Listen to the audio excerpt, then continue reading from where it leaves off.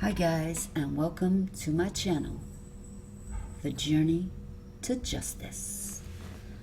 And please like, share, and sub to my channel and press that notification button so you can be notified on further updates.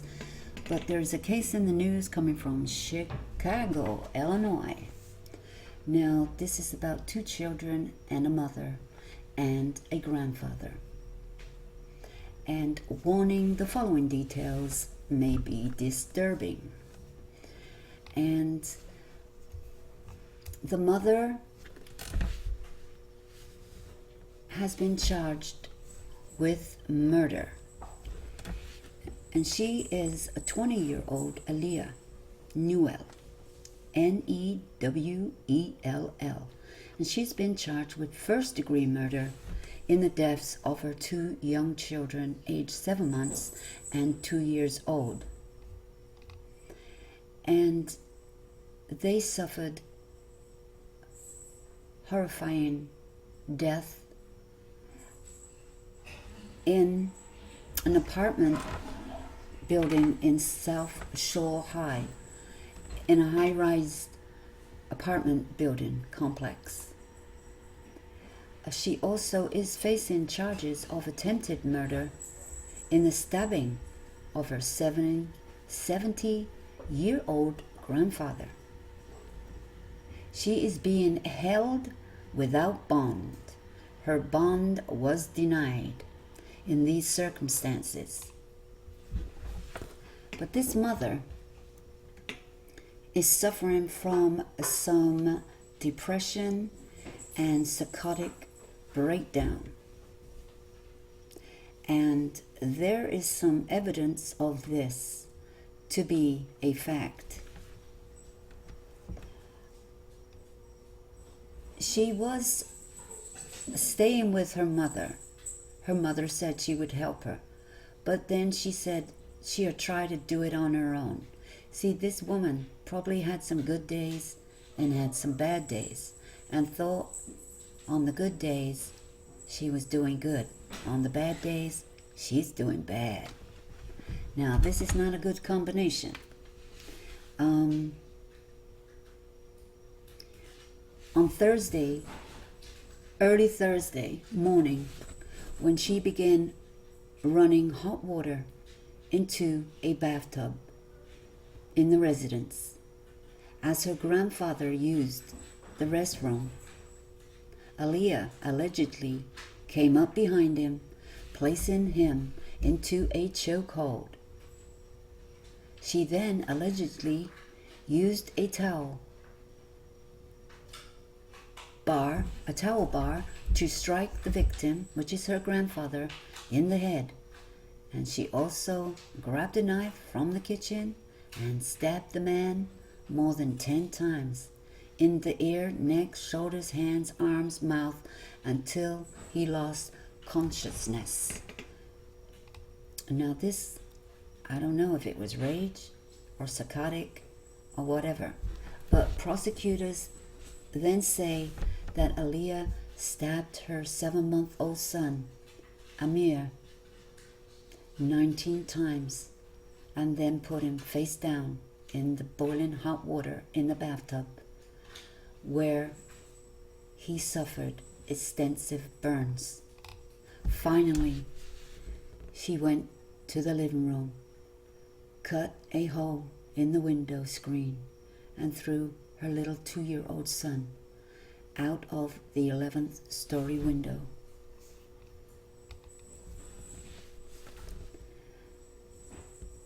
And he died, obviously, from multiple fractures to his head and blunt force trauma from the fall.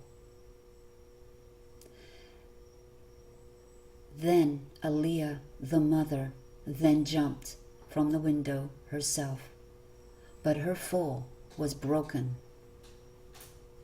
by some scaffolding on the 3rd floor of the building.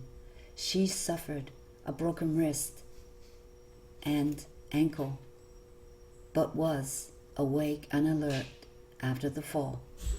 The police arrived at the scene. They discovered Aaliyah and her 2-year-old son outside of the building. They took the woman to the area hospital, but the boy was pronounced dead on the scene. Police went to the 11th floor apartment and attempted CPR on the 7-month-old boy, but he never regained consciousness. He was pronounced dead on the scene. Prosecutors say the surveillance video captured Aaliyah and her son falling from the 11th story window. 2 knives and a broken knife handle were recovered from the scene. Aaliyah, the mother's condition improves in the area hospital. She will appear in court Monday, which is today, and she is recovering from her fall. And bond, there's no bond. She's not getting out, and she is being closely watched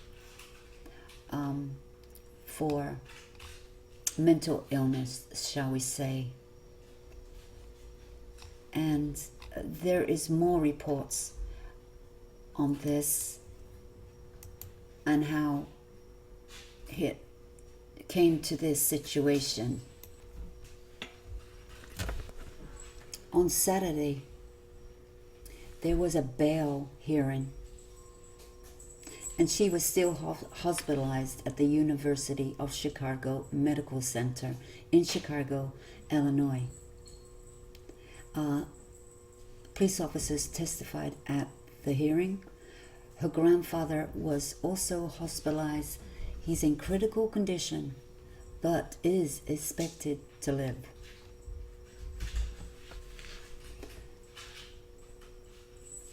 And the Cook County Medical Examiner's Office are to view the bodies of the 2 children,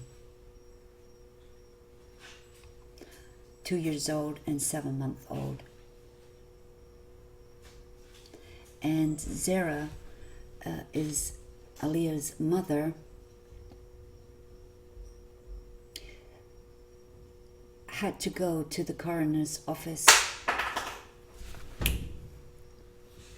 and identify her grandchildren. I don't know how they're going to look, she says, but I'm going to be brave because I'm never going to see them again. I can't hear them laugh, cry, play with the cousins no more. She also said her daughter left the home before the murders. She left the home. I didn't know where she was at, she says. She called and said she was at a shelter. She also said her daughter told her she had to get her life together. I told her, I'll take the kids. I'll care for the kids, her mother said. A woman at the Shield of Hope shelter in Humboldt Park said Aaliyah was there on the 30th seeking help. Seeking help, guys, seeking help. She reportedly left 2 days later. So she was there for 2 days seeking help. A woman at the shelter said she was clearly in need of help. She was like fed up. She didn't know what to do. Aaliyah was in the shelter's lunchroom saying, I can't do it. I can't take care of them.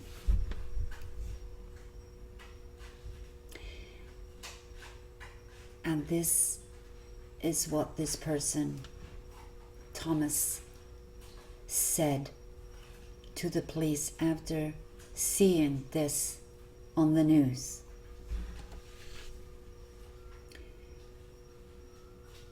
the person that was at the shelter said it was wrong of them not to help her. She told us that she asked them during intake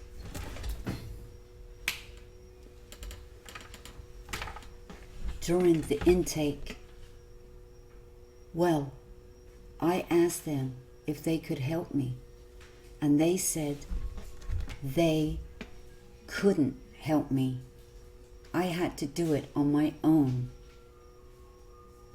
The mother said her daughter had been living with her but wanted to start her own life. She said she wishes something more could have been done. They should have helped her. If they knew she wasn't fit, they should have called me, she said. They could have called a number on the family to get the kids. Yeah, they could. They could have done a number of things. They could have taken some action to take these kids away from her right now, but they didn't. So the mother says, so to me, they're responsible for it too. Yes, they are somewhat responsible for their actions. Irresponsibility, carelessness that could have been prevented if only they took action to help her. Take the children, get a family member to take the children. They should have known the signs, they should have seen the signs, they should have listened. Seems like nobody was listening those days she was there. Now, not to put the blame on anybody, but it seems like women and men cry out for help and they are turned away, even in a place they seek that promise to help and turn nobody away. Shield of Hope and an Emergency Homeless Assessment Rapid Response Center. You hear them words? Shield of Hope and Emergency Homeless Assessment Rapid Response Center. Houses up to 152 people every night. Despite reports in recent days, no family has been nor will be turned away. Our doors are open. All who seek respite. What does that mean? A respite means you're there for some kind of help. People need different help that go there. Some are out of their mind. Some are stressed out. Some are got nowhere to turn. They're depressed. They're homeless. They're off their medication.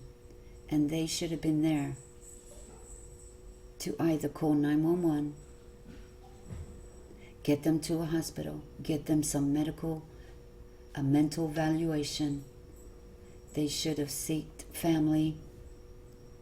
They should have seen the signs she was reaching out. So I don't know what kind of staff they have here. I'm not pinning them on everybody, but whoever was working in them days, seems like you're on your own. No resources. They didn't call nobody. She in fact asked for them to take her kids away from her. Take them. She asked for them to call up the DHS, social services, to take them. Now, in recent events in the news, they ask people, if you are stressed out, you can't cope, to seek help. And this is what she did. And she left there, went to her grandfather's house, and nearly killed the grandfather and killed her 2 children, and tried to commit suicide herself by jumping out the 11th floor with her child. But she escaped minor injuries because of some scaffolding that broke her fall. Now, this young woman has severe depression, and she was put on medication when she had her last child 7 months ago. I don't know if she had problems before, but she is suffering from prenatal depression. I don't know if she was off her meds, taking her meds, they weren't strong enough, or maybe more issues developed. But you know, when people seek help and you say there's help out there and there's no help, what are they going to do next in desperation? Now, the result, the 2 children are dead, brutally murdered. And she left that shelter very disappointed. I don't know why she didn't call her mom. I don't know why she didn't go back to her mom. I don't know why she didn't hand them children over to her mother. There's a lot of questions here. Why is the why? But if you are in this situation of desperation, you don't know which way to go, and you can't handle your children, you know you are scared of what you might do to them, seek help. Maybe go to a hospital where they can treat you for mental health, and they will help you. They will not turn you away. You tell them you're in desperate need and you need somebody to come and take your children, and you seek mental health in the hospital. If you go to a shelter and they cannot help you, if they say they can't help you, and you need to do your own work, don't get disappointed. Go straight to a hospital. Call 911. Just call 911 and tell them your situation. And first responders will get you help, and they'll get your kids in a safe spot, a safe place while you get well.